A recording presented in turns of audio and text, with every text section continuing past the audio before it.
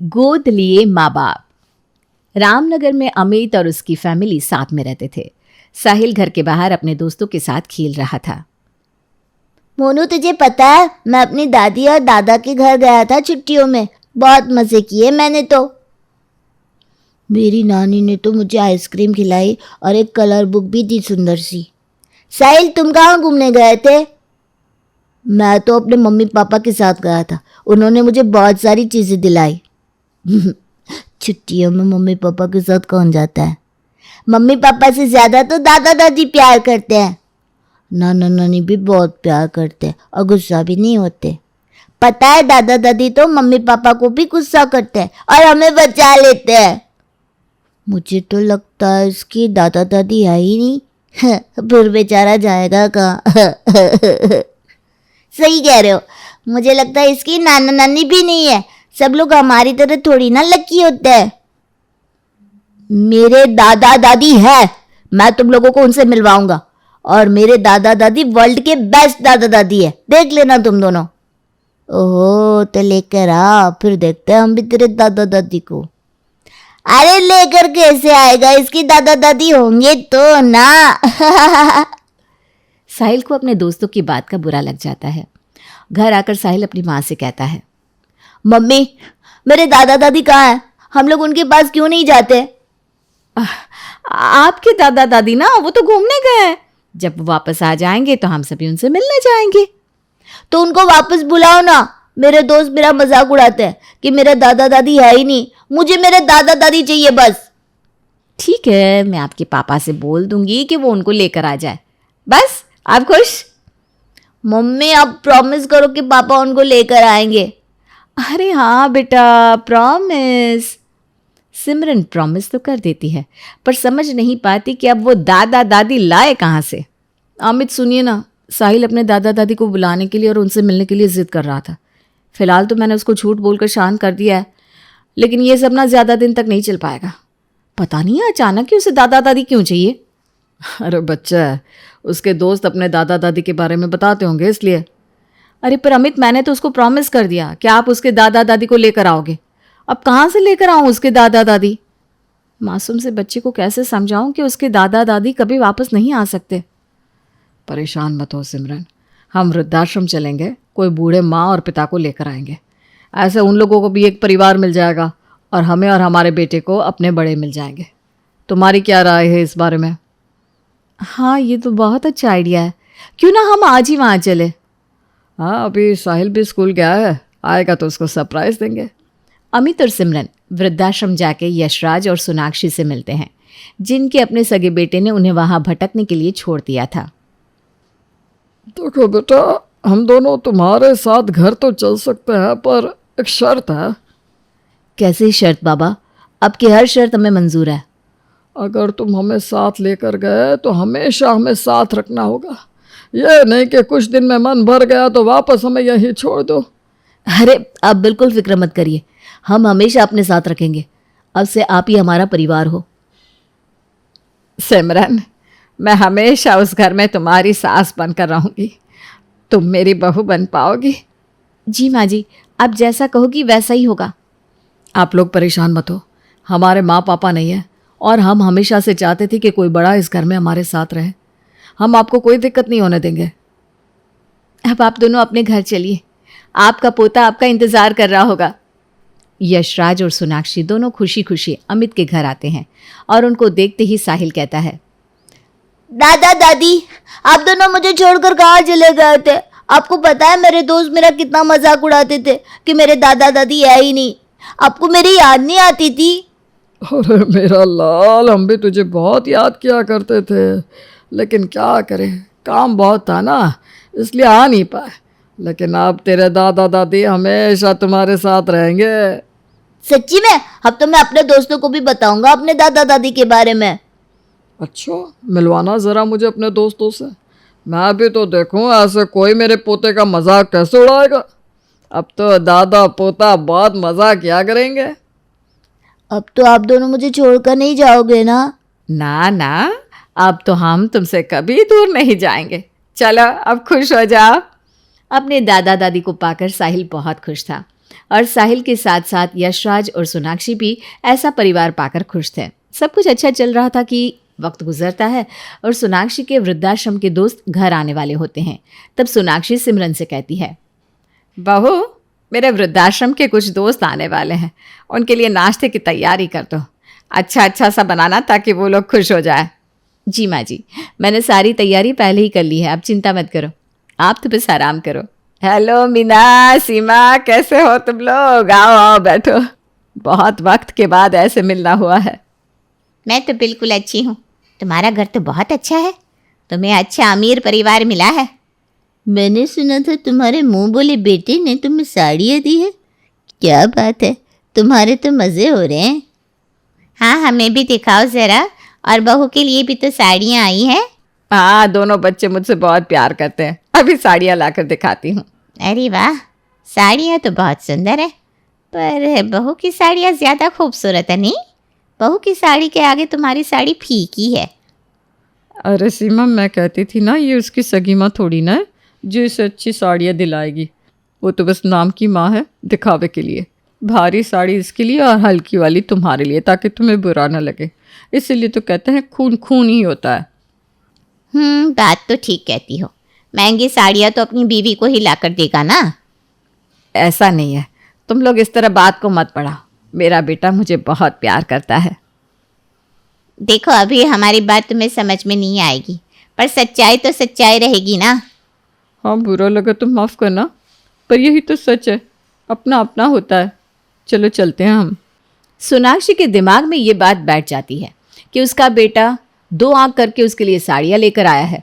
सोनाक्षी को ये बात बुरी लगती है और वो सिमरन को बुलाकर कहती है, बहू, 1 कप चाय देना। जी माँ जी, अभी लेकर आती हूँ। अरे, तेरी साड़ी तो बहुत सुंदर है, पर मेरी साड़ी का रंग ही फीका फीका है। मुझे तो ये वाली साड़ी ज़्यादा पसंद आ रही है। आपको अमित जी ने साड़ियाँ दिलाई है ना, वो क्यों नहीं पहनती आप? आपकी साड़ी भी अच्छी है, अमित ने खुद पसंद की है।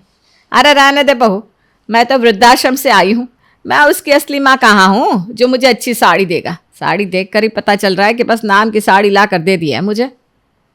माँ जी, ऐसी कोई बात नहीं है, आप अमित को गलत समझ रही हैं, वो आपसे बहुत प्यार करते हैं। अरे मुझे मत समझाओ, सब समझती हूँ मैं, आखिर खून तो खून ही होता है। सिमरन और सोनाक्षी की बहस को सुनकर अमित बाहर आता है। आप लोग मेरे लिए मेरे माँ पापा से बढ़कर हैं, आप ऐसा मत सोचिए। मैं कभी भी आपके लिए गलत नहीं सोच सकता। आप दोनों ही अब मेरा परिवार हो, मेरा सब कुछ हो। मैं भी तो वही कह रही हूँ, माँ बाप से बढ़कर है, पर माँ बाप तो नहीं है ना। जाने दे बेटा। समय गुजरता है। साहिल अपने दादा दादी के आने से काफ़ी खुश था। अरे मेरा छोटा बच्चा, मेरा गुड्डू, आराम से खिलो। आइसक्रीम खानी है आपको? हाँ दादाजी, पर जब मैं आइसक्रीम खाऊंगा तो दादी जी मुझे कहानी सुनाएंगी। हाँ हाँ, मेरा लाडला, ज़रूर सुनाऊंगी। कोई कहानी वहानी नहीं सुननी, पढ़ाई करो जाके, बहुत खेल कूद हो गई। इसका तो पढ़ाई में मन ही नहीं लग रहा। अरे बहू, 5 मिनट रुक जा, बच्चा है, थोड़ा दादी के साथ कहानियाँ सुन लेगा तो क्या ही हो जाएगा। बच्चे तो जिद करते ही हैं। माँ जी, उसके एग्जाम शुरू होने वाले हैं, इस तरह खेलता रहेगा तो पढ़ेगा कब? कहानी तो ये कल भी सुन सकता है ना। अरे पढ़ लेगा, 10 मिनट में वैसे भी कौन सा नुकसान हो जाएगा। अब तुम बच्चों जैसी जिद मत करो बहू। इस तरह 10 मिनट में तो पूरा टाइम निकल जाएगा माँ जी, आपके लाड प्यार में बिगड़ जाएगा। ऐसा प्यार ज़्यादा अच्छा नहीं है। सिमरन साहिल को कमरे में ले जाती है। तभी सोनाक्षी अमित से कहती है, मेरा अपना पोता नहीं है, इसलिए मैं तो हक भी नहीं जमा सकती ना। अगर मेरा अपना पोता होता तो बहू ऐसे थोड़ी ना लेकर जाती। माँ, आप हमारी हर बात को गलत क्यों समझती है? ऐसा कुछ भी नहीं है, वो आपका ही पोता है और हमेशा रहेगा, लेकिन अभी उसकी पढ़ाई भी ज़रूरी है। जब मुझे वृद्धाश्रम से लेकर आ रहे थे तब मैंने कहा था कि मैं इसी तरह से साथ रहूंगी, तब तो खुशी खुशी लेकर आए थे। अब तुम दोनों हम पर रोक लगा रहे हो। एक दिन अमित और सिमरन किसी काम से बाहर जाते हैं। साहिल अपने दादा दादी के साथ घर पर ही रहता है। कुछ देर बाद अमित और सिमरन घर आते हैं। सिमरन, सर में बहुत दर्द हो रहा है, थोड़ी चाय बना दोगी क्या? हाँ, अभी बना कर लाती हूँ। अब बहू रुको, गैस मत जलाना। क्या हुआ माँ जी, आप इतना घबराई हुई क्यों हैं? बेटा, जब तुम दोनों घूमने के लिए बाहर निकले थे तब साहिल ने रसोई में जाकर गैस ऑन कर दी थी। मैं सोच ही रही थी कि ये गैस की स्मेल कहाँ से आ रही, पर थकान की वजह से समझ नहीं पाई। हाँ बेटा, मैंने गैस तो बंद कर दी है, पर अभी गैस ना पूरी तरह से घर से बाहर नहीं निकली। माँ जी, अगर आज आप नहीं होती तो मैं इस दुनिया में नहीं होती। अरे बहू, ऐसे बात ना कहो। मेरा तुम दोनों के सिवा और है ही कौन? और ये तो हर माँ करती है। तुम सभी तो अब मेरा परिवार हो। इधर अमित और उसका परिवार खुश था, तो वहीं कमल और उसकी पत्नी बहुत दुखी थे। कमल, जिसके सगे माता पिता सोनाक्षी और यशराज हैं, और आदित्य, जो उनका सगा पोता होता है, वो अपने माँ बाप से कहता है, माँ पापा, मैं आप लोगों से प्यार तो बहुत करता हूँ, पर मैं आप लोगों को अपने साथ नहीं रख सकता। बेटा, हमारे पास रहने खाने के लिए कुछ नहीं है। हमने अपना सब कुछ तुझ पर लुटा दिया, उसके बाद तू हमें छोड़कर जाने की बात कर रहा है। पापा, यहाँ बहुत सारे वृद्धाश्रम हैं, आपको और माँ को रख लेंगे। मैं वहीं छोड़ आऊँगा आप दोनों को, वहाँ आपको कोई परेशानी नहीं होगी। बेटा, इस उम्र में तू हमें घर से मत निकाल। हमें इस वक्त तेरी बहुत ज़रूरत है। हमने तुझे इतना प्यार दिया, उसका सिला ये मत दे हमें। हमने तेरे लिए क्या क्या सोचा था और तू ऐसा निकला। क्या गलती थी हमारी भला? माँ पापा, आपको मेरी ज़रूरत है, और मेरे दादा दादी को, क्या आपने कभी उनके लिए सोचा? पर बेटा, वो यहाँ खुश नहीं थे। हमने वही किया जिसमें वो खुश थे। माँ, ये फैसला आपने कैसे कर लिया?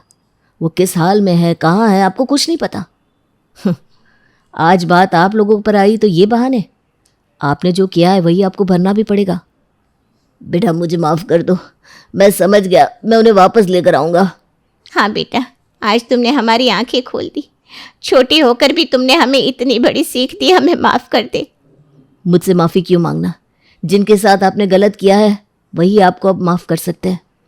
कमल अपने माता पिता का पता लगाकर अमित और सिमरन के घर पहुंच गया। अपने पिता को देखकर वो उनसे माफ़ी मांगने लगता है।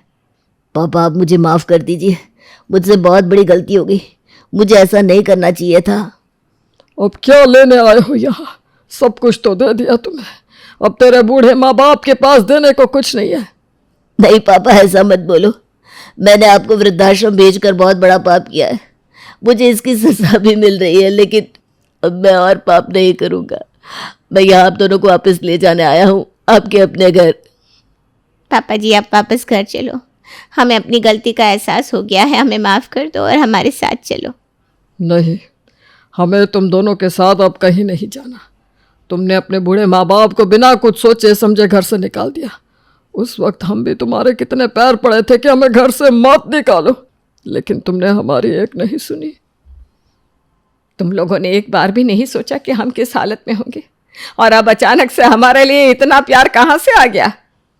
हमारा बेटा तो यही है जो हमें वृद्धाश्रम से लेकर आया, जिसने हमें सगे माता पिता जितना प्यार दिया, और अब यही मेरा परिवार है।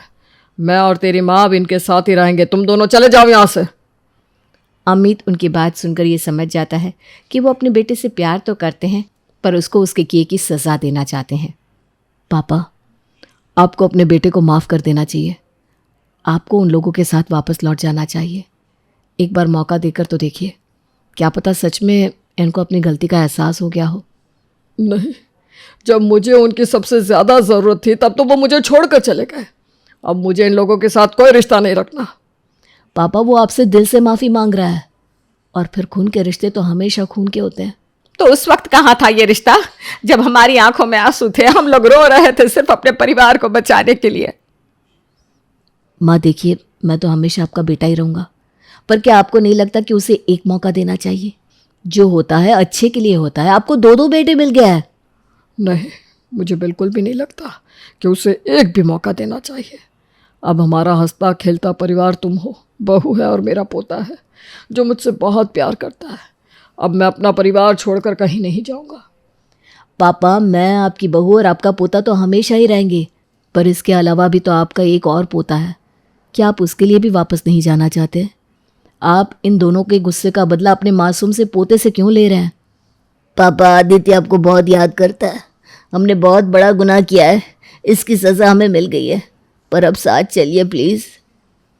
पापा, कल अगर आपको मुझे या अपने बेटे में से किसी एक को चुनना होगा तो आप अपने सगे बेटे को ही चुनोगे, क्योंकि आखिर खून तो खून होता है ना। नहीं, ऐसा नहीं है। अगर आप अपने खून के रिश्ते के साथ नहीं हो सकते तो मेरे साथ कैसे हो सकते हो? क्योंकि खून के रिश्ते से बड़ा तो कोई रिश्ता ही नहीं होता। ठीक है, मैंने तुम्हें माफ़ किया, पर ये मैं सिर्फ अपने बेटे अमित के कहने पर कर रहा हूँ। यशराज और उनकी फैमिली के जाने के बाद अमित और उसका परिवार बहुत रोते हैं। सिमरन, पता है मैंने उनको उनकी मर्जी के बिना यहाँ से जाने को कहा। मैं बहुत बुरा हूँ, एक बार फिर हम अनाथ हो गए। ऐसा क्यों सोच रहे हैं आप? आखिर खून का रिश्ता तो उनका अपने बेटे के साथ ही था और हम उन्हें कैसे अलग कर सकते हैं? और उनके साथ हमारा रिश्ता कभी खत्म नहीं होगा, वो हमारे भी माँ बाप रहेंगे। मैं उनसे बहुत प्यार करता था और मैं कभी नहीं चाहता था कि वो यहाँ से जाए। मैं उन्हें खुद से दूर नहीं करना चाहता था। मैं जानती हूँ, पर हम क्या कर सकते थे अमित? बिना माँ बाप के जीना क्या होता है ये मुझसे बेहतर कौन समझता है, इसलिए मैंने उन्हें भेज दिया। मैं समझ सकती हूँ। मैंने जीवन भर ये दुख झेला है और मैं नहीं चाहता कि जिसके माँ बाप है उनके होते हुए कोई और ये दुख महसूस करे। यशराज अपने परिवार के साथ रहने तो लगा, पर हर रविवार और छुट्टियों में अमित और उसके परिवार के घर भी रहने आया करता। अब अमित और कमल दोनों का परिवार पूरा हो चुका था।